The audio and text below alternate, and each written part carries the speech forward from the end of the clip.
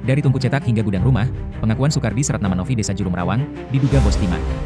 Tim Satgas Halilintar kembali mengungkap dugaan aktivitas ilegal terkait pengolahan timah di wilayah Desa Jurum. Penemuan ini berawal dari kegiatan rutin tim saat melakukan pengecekan di kawasan air mangkok. Dalam pengecekan tersebut, tim menemukan sebuah gudang meja goyang yang disebut-sebut milik seorang warga asal Madura.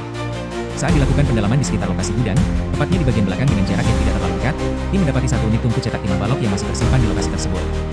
Ketika diminta keterangan, pemilik gudang meja goyang menyampaikan bahwa tungku cetak beserta timah yang berada di lokasi tersebut bukan miliknya, melainkan milik seseorang bernama Sukardi.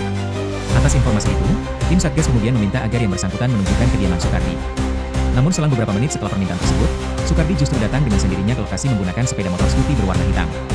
Dalam keterangannya kepada tim, Sukardi mengakui keterkaitan dengan tungku cetak timah tersebut dan selanjutnya mengarahkan tim Satgas ke satu nama yang disebut sebagai kolektor besar, yakni Novi, warga Desa Jurum. Lokasi kediaman Novi diketahui tidak jauh dari belakang kantor kepala Desa Jurum. Tim Satgas kemudian bergerak melakukan pengecekan di rumah yang dimaksud. Saat dilakukan pemeriksaan di gudang bagian belakang rumah, tim menemukan sebanyak 5 balok timah yang telah selesai dicetak dengan total berat diperkirakan sekitar 100 kg. Selain balok timah, turut ditemukan berbagai alat dan bahan yang diduga digunakan dalam proses pembuatan dan pencetakan timah balok. Dari hasil sementara di lapangan, tim Satgas menduga aktivitas tersebut tidak berdiri sendiri. Terdapat indikasi kuat bahwa masih ada pihak lain atau bos besar yang berada di atas Novi dalam rantai pengumpulan dan pengolahan timah tersebut. Sayangnya, saat tim Satgas mendatangi kediaman Novi untuk dimintai keterangan langsung, yang bersangkutan tidak berada di tempat.